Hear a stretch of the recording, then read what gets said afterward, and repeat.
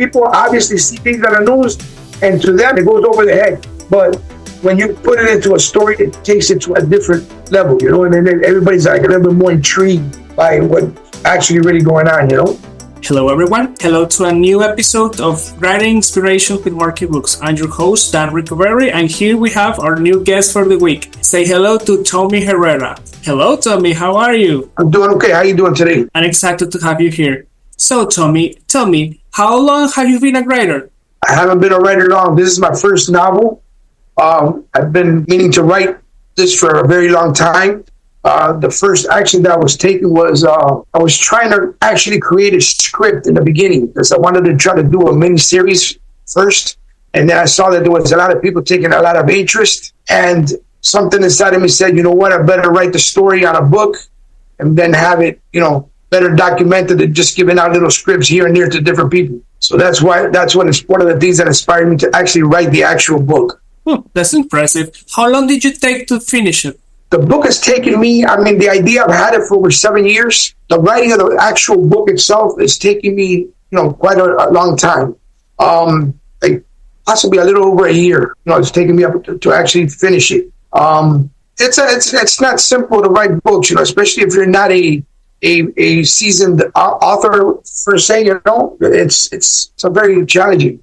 For a first try, I think that 1 year is it's good. It's not a bad number. Seasoned writers can do one in 3 months and at least 3 books a year. Yeah. So, I'm trying to see if I'm going to start probably next month. I'm going to start my second book, which this book here is a three-part series. So I'm going to start the second edition possibly next month. It's going to be a little bit, I would say, probably easier. I'll probably be able to do a little bit faster. And now I know what the challenges are and, what I did wrong with the first one. But, it's good. If someone has an idea of writing something, they should do it. It takes a little bit of time, but you get it done, You're really passionate about it. So tell me, I assume you are like balancing the 2 jobs, being a writer and another thing. What do you do other than writing? Well, right now I have a transportation company. I've always been in the transportation business many years. And right now I have several big trucks on the road. We work a little bit with some of the loads for Amazon and, Schneider, some of the big carriers here in the States. So, basically that's it. I've been doing that for a very long time.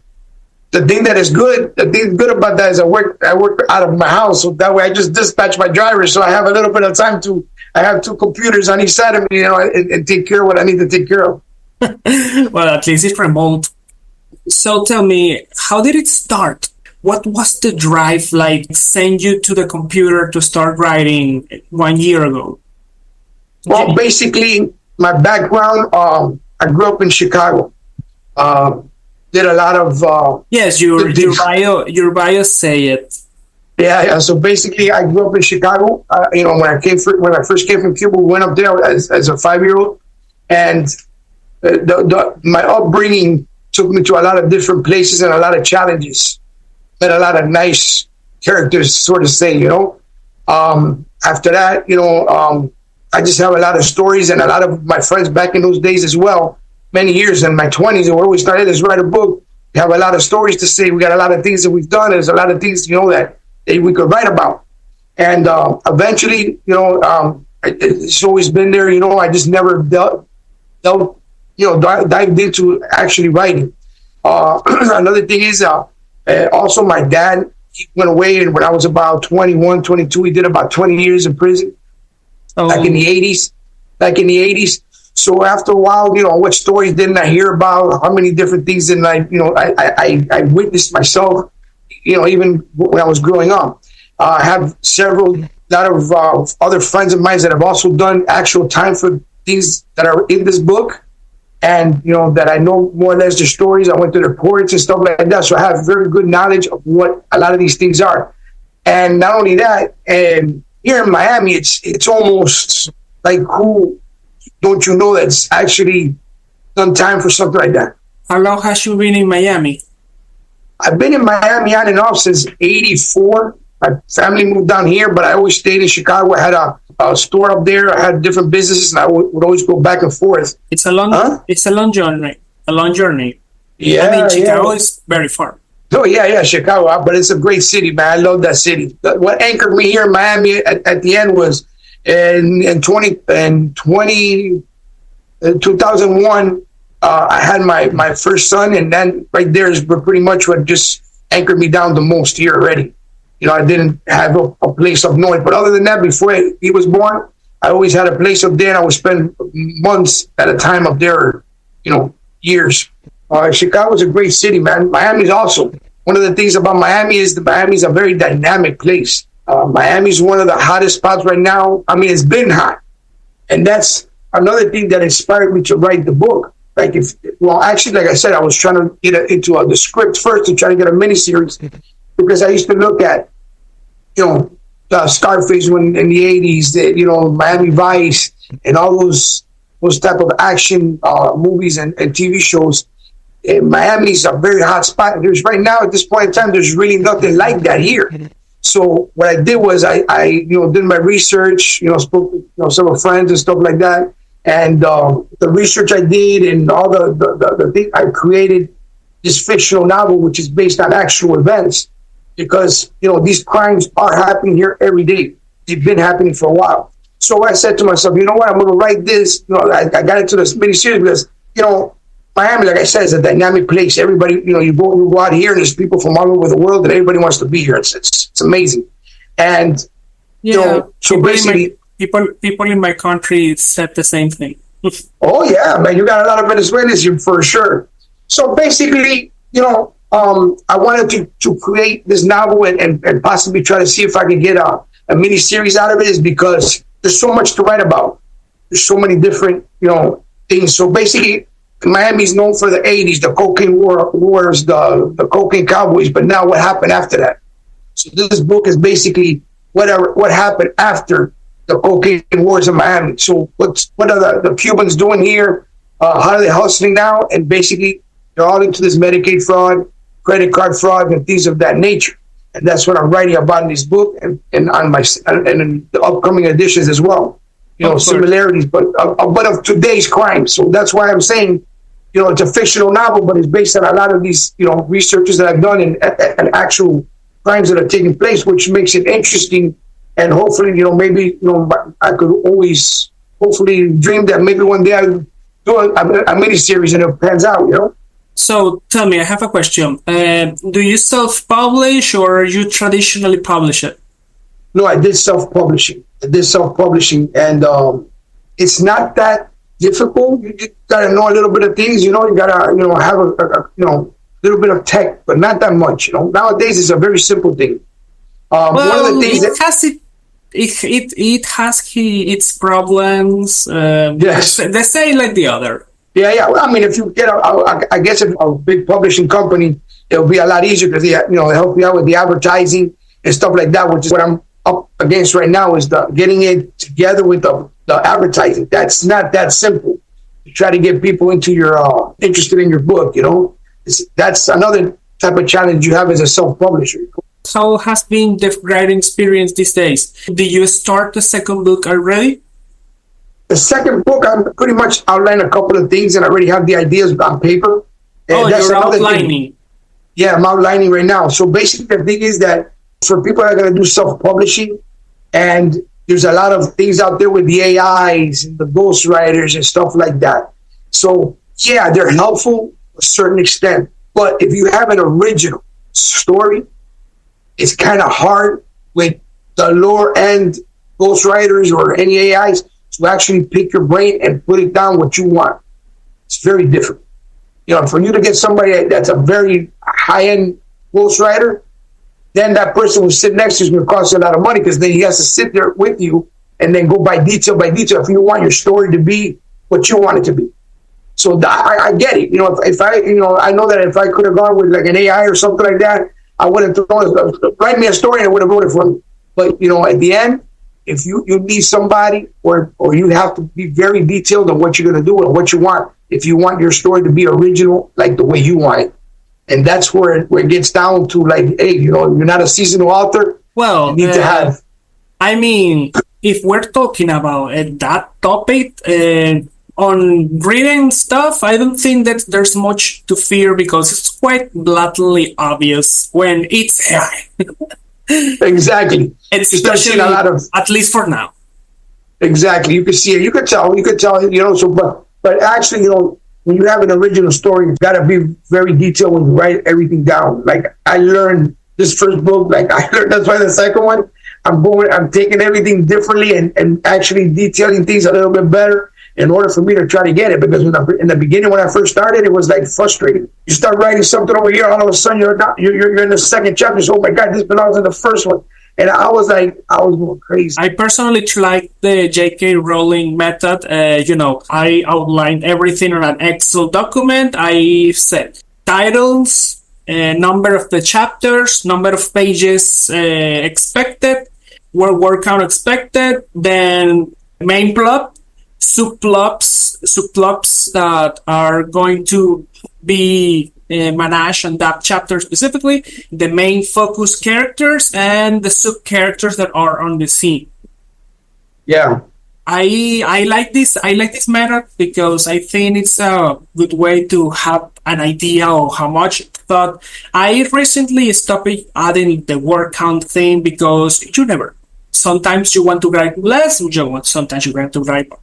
It's better to make the outline the freer the better, because otherwise it's a bit frustrating when you constrain your own writing because of such a certain amount of like words. That. Yeah, I know. Yeah, that's one of the things that I personally wanted. Try to get to 60,000, 70,000 words. I wanted to try to reach 300 pages. Oh my God, that's a task. You know what I'm saying? It's a task because you don't want to start writing things that really don't make sense then. Honestly, I would recommend that you write 1,500 a day or 3,000. I think that's doable. For what? For writing, as far as when you start writing the new one? No, every day. Yeah, every day, exactly. You gotta, you have to write. Sometimes, like, I don't know if I have ADD or something. Like, I'll start writing and then I have to get up and you see me walking in my backyard, you see me walking in front of my house. I'm like, wow, man, you just, your train of thought sometimes, it takes some steps and walk around. You don't get my train of thought back into place, How is your writing experience these days? I mean, you mentioned it outlining. How do you feel while doing it? No, I feel a little bit more comfortable now. Like I said, once you've done your first one, then you feel like you had your trials, and your errors. So that way, you already more or less know what you did wrong in the other one, and how would you do this one. That's what I'm saying. I didn't outline my last one, so I was just writing at random, and it got to be a little bit of a challenge. So now I have a little bit more of a structure on the second one coming up now. What's the most difficult thing you had to struggle at the start? Writing the first word. The first sentence is like, what the hell? No, because you start, it's like, where do you start off the story? Like, the ending part is another little bit of a challenge because you want to leave a little bit of if you got another edition coming up, you want to leave a little bit of a. I personally believe that the ending is actually the easiest part because everyone knows how they want to end their story. It's the middle, the problem. How to reach from point A to point B. Yeah, but mine was starting. Mine was actually getting into that rhythm of writing, the actual story. Because, once again, I explained, this is a fictional novel. The characters are made up in my mind. I made up the story. But these crimes are real. Like there's people that are actually doing these type of things. That's like, how are these people going to handle that? Like me actually putting it there. I mean, I'm not talking about anybody in particular. I'm not saying this guy did it or that guy did it. It's just, a story made up based on crimes that are happening. So, things like, for example, there's a part where Congress and stuff like that, Congress rights is written, so many fugitives in Cuba, the government has something to do with it. So, I looked at that and I said, well, I started reading these things. I said, I'm going to create this story. I'm going to create a story, based on what's going on. And here, it's not like far-fetched. I mean, you hear somebody in your family or somebody in somebody else's family, someone that I mean, there's Miami's a very unique place, It's like everybody pretty much knows what's going on. I mean, go here to different places and you sit out here and you wonder, like, where do all these Lamborghinis come from? Like, what the hell is this? You know what I'm saying? Like, Well, like you look at Miami, you go down to Brickell, and you go to a lot of places, and like I tell people nowadays, like Miami's turned into like what Las Vegas used to be before. Las Vegas back in the day was all full of mobsters, and they're the ones who ran the show until they saw that there was money and the corporations got in and they took over. Here now, it's the same thing. Like big corporations are here. They know that Miami now is a spot. This place is blown up. Yeah. So there's a lot of things going on here. Actually. I like the focus because honestly, there's not many stories about Miami. I mean, that's what I'm trying to tell you. I can think in three. You got the bad boys. What is it? The bad boys, right? You got the bad boys that they're doing it right now. You have Miami Vice and Scarface back in the day, and CSI Miami. And CSI Miami. So basically, but something like this, which takes you into the actual inner cities, like what's going on and how people making the money and hustling. So that way you can see all these Lambos and everything running around the streets. Now you can see it. Back in the days, it was the cocaine cowboys and everybody driving their Porsches, and it was a free-for-all. But now, what happened after that? This book tells that. It takes you now to today in Miami. I mean, I'm not saying that there's not drug dealers here, because there's a ton of them. But, nowadays, the thing here in the city of Miami is you hear nothing but credit card frauds and clinics opening up everywhere. You know what I'm saying? It's like, that's what's here. So that's why I wanted to see if I could, tap into that portion of it after the 80s. Do you feel like you changed as a person after you started writing your book? Yeah, I started looking over my back more. Like somebody's reading it. Somebody's gonna say something, But I've had a pretty good, from a lot of people that actually have done time for this. I haven't gotten a bad feedback from them. They're like, actually, they're reading it and they say, wow, it's pretty exciting. They congratulate me, because I thought I was going to get a lot of negative feedback because, I mean, you're putting it on blast right now. Like you're putting it into a different perspective, like something that you look at the news that was there for 2 minutes and it's gone. All of a sudden now you just put it into a different level, and you're putting it on actually. For people when I talk to people about these stories, when I was first looking for people to help me write and stuff like that, and everybody was looking at me like, "What the hell are you talking about?" I said, "You don't see it on the news?" "No, I never seen it. I don't know what you're saying. I don't even know what you're talking about."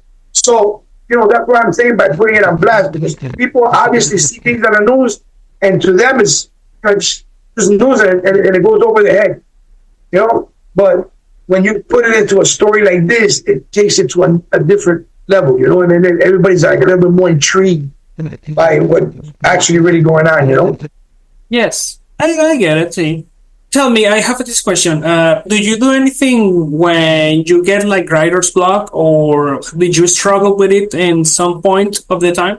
Writer's block?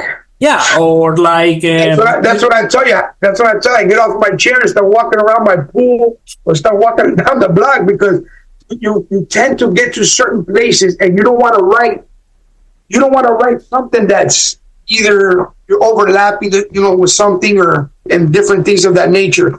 And then you get writer's block because it's that book has like 200 and something pages, and it's got like close to 54,000 words, and it doesn't seem like much, but it is. And when you start getting into these narrating these in your mind, to create the story, to try to keep it, to keep the readers reading, and looking for the next page, sometimes I have a writer's block, but you're like, did I write this correctly? What should I write next to make sure it keeps flowing?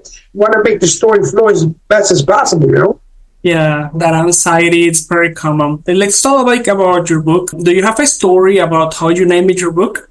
Do I have a story why I named the book? Faceless Crime? I mean, yeah, how did you came up with that name? Faceless Crime was actually I had two names. One was going to be Federal Funds, but since it's dealing with insurances and Medicaid fraud and stuff like that, but Faceless Crime, basically, since the way that the crime is done here in Miami, the way they set up these offices. And, once everything's said and done, the people leave. And by the time the cops get there, there's nobody there. So it might as well be faceless, right? You make a Huh? good choice because when you say failures crime, I can imagine like those crimes that people don't know who did them and just get forgotten. But on the other hand, the other title you mentioned make me think on real estates. So So yeah, you make the good choice.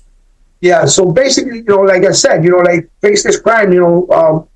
Most of these offices last, I don't know, 3 months, six, a year, whatever they last. By the time that people get wind of what's going on, when they come to investigate the office or wherever it is that they're doing, there's nobody there. So it's faceless. And since I created the syndicate, that's actually the puppeteers, they're the ones that are moving the puppets around their faces because they don't know who they are. They're putting people out in front of them. And realistically, that does happen here, man. And I would imagine in other Are you states sure as it well. happens everywhere? It happens pretty much everywhere. But here, the unique thing is that the unique part of it is that, if you go back to your country, my country, there's no extradition. So that's what makes this so unique. I mean, you can do all these crimes, you could have 20 million people doing it, but how far can you go, like before you get pulled back in, by the law enforcement? But in our case, you go back to Cuba, you go back to Venezuela, they don't give them back, they don't give them up, People doing all kinds of crimes and they get, pretty up to right now, they're getting away with it. Who knows what's going to happen in the future, but as of right now, it is what it is. So that's what makes this book so, what makes this crime so unique to Miami because of the fact how they do things, They bring people already that are ready, they already recruit them, or they recruit people that want to go back. So these people know they're going to do the crime, that they're going to be fugitives for the rest of their life from this country at least, and they go back, and they're being recruited here every day. That's what makes it a little bit different. And on top of Miami or South Florida is like ground zero. Like they're stealing a lot here. There's like $2 billion from what I've researched that they built down here in South Florida. Wow. Yeah, it's no joke. It's like they're losing a lot of money down here, And every day you hear different things.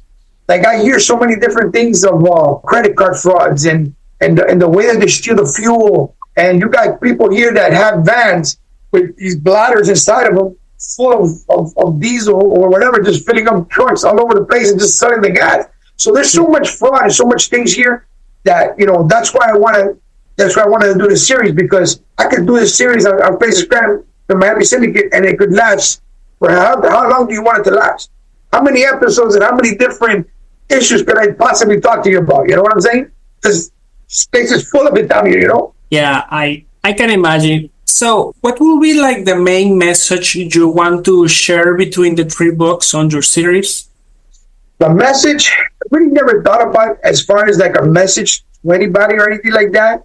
I just, I just sometimes wonder, like how does the government let themselves, get swindled like that? Like there's got to be some type of filter somewhere. I just basically just didn't think about giving a message to anybody and like that. Other than, my self-satisfaction and showing my kids and showing, that these could be happening, like you could actually, do whatever it is that you want if you put your mind to it. Like, people look at me like, wrote a book? Like, yeah, I didn't even finish school, like, how did you do it? And I was just determined it's something I wanted just to get it out of the way. Once I put my mind on it, I said, I need to get it done. You should be proud because many people said I'm going to write this book, but in the end, not many finish one. No, not many people finish. No, not many people finish. It's hard. It's not a determination. It doesn't matter what you write. It doesn't matter how, but because you finish one, it's already an accomplishment in itself. And so, yeah, thank you. So basically, I mean, the message really wasn't intended to give out a message, like I said, but other than, showing, that it could be done, and anybody that puts their mind to it could do it. And, and I'm hoping that, eventually now after this one, eventually there should be a message all the way at the end when I finalize the book, like the last chapter of the series. I guess there will be a message, that there is nobody that away with everything, like It's not that simple. You know what I'm saying? Yeah. There's always a downfall to everything. Do you were inspired by the work of others while making this book? There's nothing there. I don't mention anything like that. Other than, like, for example, like I mentioned to you earlier, the movie Scarface, the Miami Vice. Let me tell you, back in the '80s, early '80s here in Miami, used to go to South Beach. There was nothing there. I remember going to South Beach and there was like really like maybe a bar here, a bar there. It was like very nothing. And then like since I grew up in Chicago and I would go back and everybody said, "Hey, so what's going on over there?" Everybody wanted after the movie Scarface. After the Miami Vice, everybody wanted to come here. They wanted to see what was the hype that was going on in Miami. Because before, South Beach was a retirement home. Everybody there was just retired. The elderly people just sitting on the porches, until they came up with those two movies and the TV show. All of a sudden, everybody wanted to be here, Miami's always been a dynamic place, let me tell you. But it was like tucked away. Now it's more like in the main street. You're looking at Griselda Blanco, you're looking at all these muchachos. In my country, Miami, today it's another thing, but like 20, 30 years ago, it was basically the stop before going to Disney. That's it, exactly. That's what it was. That's exactly what unless you were a local and you hung up with the hip crowd and you go to the club because it's always been hot. Like the clubs here, the thing is, for other people, outsiders, it was just Miami, just to come here to the beach. And like what you said, it's a pit stop to go to Disney. But for the locals, it was always happening. I mean, you had to be a local and be a part of the scene here back in the 80s. It was pretty good. It was awesome. But honestly, it wasn't like for everybody. I was on Miami 20 years ago, and what I can say is at that time, people didn't speak Spanish that much. Right now, I'm pretty sure everyone does. No, Spanish here. I mean, there was a bumper sticker back here in the 80s. They used to say, the last American out of Dade County, please bring the flag. Because they were trying here to make people, speak English in other stores because you can't communicate. You still have that here today. It's even more so now. But now there's a lot of people coming in from New York, they're coming in from Chicago, they're coming in from different places that are Americans, and you see them more here now. I mean, before this was all Cubans and Venezuelans, Nicaraguans, and now you're starting to see from everywhere. There's people here from everywhere. This place is Nicaraguans? Oh, I think. I didn't expect that there were so many Nicaraguans. Yes, there's a lot of Nicaraguans here. As a matter of fact, not that far from here, Sweetwater, which is also changing right now because there's a university that's buying everything up. But Sweetwater they used to call it Little Managua. That was all Nicaraguans. There's a lot of Nicaraguans here, for sure. Yeah. I always associate Miami with Cuba and Venezuela mostly. Cubans, Venezuelans, and there was a lot of Colombians too back in the day. Yes. Now you got a lot of Mexicans. A lot of Mexican restaurants are coming up here. Funny enough, Mexicans mostly stay on California, but Miami, it's everyone else. Yeah. No, but there's a lot of Mexican restaurants here now. Woo, you got to see this. I mean, if you haven't been here in a while, you need to come and see this place. Go to Brickell. Go to Wynwood. The place is dynamic, man. It really is. I'm hoping that, something good comes out of this. To put it back to put Miami in a different perspective so people can look at it, And I also wrote the book. I just translated it into Spanish. I'm having some friends proofread it right now, which I'm trying to make sure that I don't got any errors because my Spanish is horrible. I've been here since I was 5. I do want to do the same for my own books, mostly because I want my mother to read them someday because she can speak English. Yeah? Yeah. Mostly for that. Yeah, no, exactly. No, I have my ex-wife, she's Brazilian. I have my first son with a Cuban, and then I have my second son with a Brazilian. And actually, I'm trying to see if I can get somebody to translate it into Portuguese and proofread it for me because more for her family than anything else. My ex-brother-in-laws.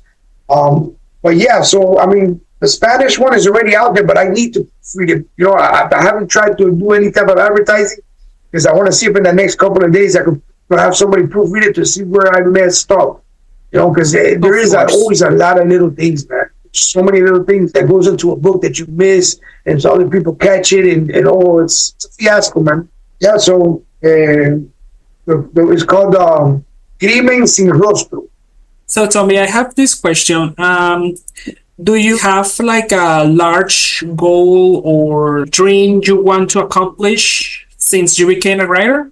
At the moment, basically, the only thing I would like is to complete the 3 books. That's pretty much the challenge I have as far as writing is concerned. It's Because good to set realistic goals. exactly, I have that in mind, so I want to achieve it. And I know it's tough, because 1 is hard, 3 is gonna, more is gonna be a pretty good thing to do. But I have the storylines, so it's just a matter of me sitting there and putting it together. But the storylines are there, and it just goes, it flows with this one. So I'm trying to see if I can do it before Christmas. Yeah, that's the tough one. I have to put myself. I have to get a rock and put it on my back. Well, you'll have to organize yourself very well to do that. I have to take your advice. 1,000 words a day. At least. At least 1,000 words a day. 1,000 words is basically 4 or 5 pages. Exactly. So, what have been your top experience with your readers till now? Like, you have like an encounter that impact you?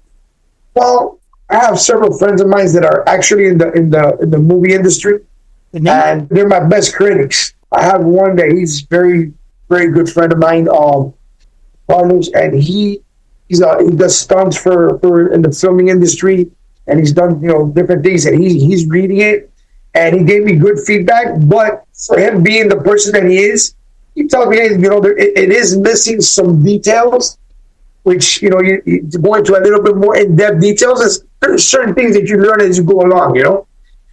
Like at first I created the characters, and I didn't describe the characters. Like I didn't get into like details of the characters, and people are telling me, no, you gotta have details of the characters. You gotta have people visualize the person that you're talking about. So I had to go back. Screenplay is not the same. I make the same mistake too. Yeah, so I had to go back and fix it again. I had to read through certain pages to try to get into that to the character's description. And there's other things that I know that he's talking to me about. And right now I have a cousin of mine that she's also in the industry, but she's more into the music industry. And I gave her a Spanish edition. And to my youngest son Alex used to live in Spain, so I'm having them read it so they could tell me what their feedback on the Spanish, like what am I missing? Because like I said, there's always a lot of small little details and stuff like that, and that you gotta catch. Like my oldest son Mason, he's like, he'll read it, he won't read the whole book, but then he'll start telling me little things here and there, like really fast. Hey, I'm like, well, you gotta read the thing, you gotta throw me, because me personally, like I'm being very honest, I didn't really go to school. I came to this country when I was 5 years old, and back in them days, in the 70s, there wasn't no ESO programs. There was none of these Spanish programs. They had to learn English and figure it out. You know what I'm saying? It's not like it is today. And and then I got involved in a lot of street things. Chicago was very challenging back in them days, especially the neighborhood where I grew up at, the Uptown area, and there was not that many Hispanics on that part of town. So we got into a lot of entanglements with other ethnic groups and stuff like that. You could go to a big city, and sometimes people will just take it, and other people don't take it too good when you're being messed with for different reasons that people feel that you shouldn't be around that area. And there's people that just walk away and they take it, other people don't take it, and then you just snowball effect. It was a lot worse before. Yeah. Well, people don't get it. I see a lot of things that people talking about now, and I'm like, where were they in the 70s? Like, in the 70s was pretty tough, like it was a challenge, Yeah, the only good thing was the economy. Oh, the economy, that was a whole different. The economy shifted. Like, what was traditional people making money before, now they're doing what you do, podcast. A lot of things online, people generating money like this. The way people make money has shifted. My generation, it was a whole different ballgame. Now it's different. Everything is shifted. How much research do you put on your book, and what's your main source of research? Research was basically a lot of newspapers, a lot of things that are online. Like I said, I have a lot of personal friends that actually have done this. I know people like I don't know, man, so many people. My dad, like I said, was away for 20 years. What stories didn't I hear? Even before my dad went in and stuff like that, is like it's everywhere around here. Just hear the talks and you ask people, hey, somebody could do this, or people like very casually ask me, hey, somebody is willing to do something. And I'm like, whatever, man, it's not my thing, but it's there's a lot of that here. Not as much now as it used to be before. But here, Miami's been a very interesting place when it comes down to different type of frauds and different type of things. This is people here get very creative in this town. I'm telling you, it's crazy. But the researches and stuff like that is mainly, a lot of newspapers. I have a lot of clippings and a lot of, different things I see with the Department of Justice. Just the other day, I was looking at the Department of Justice, and they were talking about they just busted, like in the United States, about like 200 people. And one of the cases that caught my attention was there was some guy that they were doing with the hospice. I think, if I'm not mistaken, if I recall correctly, it was like something that had to do with hospice. And those bed sores that people get when they're laying down too much, those patches, they were billing like $1 million. I'm like, $1 million for patches. I'm like, what the hell is that? And getting away with it. Now a bunch of people just got busted for that. It's all these things. Like, I've always been intrigued by mafia movies. Like, back in the old days, I used to watch the black and white movies, James Cagney and all that stuff. That's been like, I've always been intrigued by that, by that life, looking at it, and detective and dramas and court cases and stuff like that. I love court cases, man. If I had a choice, if I would have went to school, I think I would have loved to have been a lawyer, man, because law is something that is freaking awesome. It's always something different, and the research that you do on it. But unfortunately, I didn't go to school. But if I would have went to school, I think I would have loved to have been a lawyer. I love that research and trying to figure out and look at different angles. I see things. And the way I see things is not like other people see things. I see things and I look at what comes out of it. Like anything that I create things in my mind that, like, for example, like I used to leave my house every day and I used to see these lights on the floor, and I'm like, man, those are interesting, but I've never seen them before. And when I went and looked at it, they had cut milk cartons and put it on top of lights. And I looked at them like, milk cartons on top of lights. So I have a book that actually I did and I created. It's called The Rock Lights, Christmas Rock Lights. I even patented it and everything, because when I see things, I look at how either to better it or what comes out of it. And just like that, it's just things that come to me like that. And when I see things come to me. I have like a creative mind or something. I don't know, it's weird. But, and storytelling, like I said, I grew up in Chicago, and there's so many things that I've witnessed, in front of me and in my school. That's a whole different story. That's a whole different ballgame. I'm sure you have many plans. People love to hear us when we get together. People enjoy all, the group of us just saying all these crazy stories of how we grew up and things that used to happen and things that, that we witnessed. And just going to school was a challenge, man. Back in them days, that was a challenge. I'm sure it was. So tell me, what advice do you have for fellow authors while working for printers, publishers, or designers? You have to stay focused. It's all about being focused, and you got to have the passion. The book that Markee did for me, I went through so many different people. I should have had different, so you could see the difference. And the work is good, man. Look at that. Oh, you already printed the book? Yeah, it's done. So, it did a good job, I went through a bunch of different people to do the book cover, and it was like a cut and paste, and it looked weird. I'm like, this doesn't look right. It didn't fit in. That book that Markee did was good. I enjoyed the work. Yeah, the pink tone really set it. Miami's pink and turquoise. That says Miami. All you have to do is just look at it from far away. Those two colors, the black, the pink and the turquoise, that's Miami. I have to do something. That's definitely their colors. And as far as the writing, gotta do what you said. Like, gotta be there and be very detailed. Because if you start writing just like I started this first book, I was all over the place and not being, like detailed, it just becomes frustrating. And if you don't really want it, you're not going to go. But if you do it the right way from the start, you'll be able to achieve your whole different world all by itself, when you do this thing for yourself. So tell me, do you have like a preferred social media for updates on your states and for your fans, etc.? The book actually has been out maybe for about a month, and realistically, I just posted. I saw the website. I just put the website itself, yeah. But for example, my social media, Facebook and Instagram, which it's Tommy Herrera, is the same. I just posted it. Like I said, I was skeptical about the type of feedback I was going to get from people that I'm writing this type of topic, because like I said, nobody's written about this topic. There's a very different thing on posting on Amazon and then on social media. It's very where all my friends, my social media, I got about 4,000 people, and a lot of these people that are there, a lot of them, like I've said, they've done time for different type of things. It's they're not your everyday critics, and I'm going to post, and all these people are going to see this, and what type of feedback I'm going to get back from these guys, And I was kind of hesitant and kind of skeptical about doing it, but I just went and did it for the first time, maybe about 4 or 5 days ago. I went on there and I got pretty good feedback. I got a friend of mine that he did 25 years in prison. He was sentenced to life, to natural life. Yeah.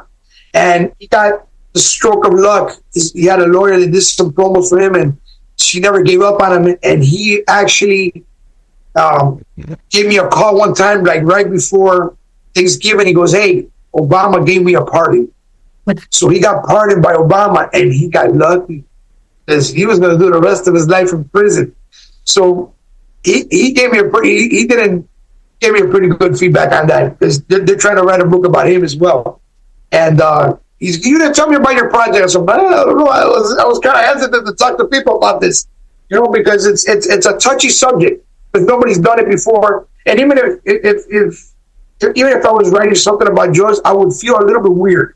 Like I said, I spent the last 20 years visiting the prisons and, all these characters, and it's kind of hard, to talk about crimes. But at the end of the day, it's a fictional novel, and, it's just made up stories, real actual crimes that are happening today. But, it's a fictional novel, But it feels weird talking about it sometimes. Like, am I talking about this, But it is what it is, Well, that was everything for another episode of Writing Inspiration with Markee Books. Thank you for coming, and thank you, Tommy, for joining us today. Thank you so much. I appreciate it. Hope we see you again. I hope so. Bye. Thank you.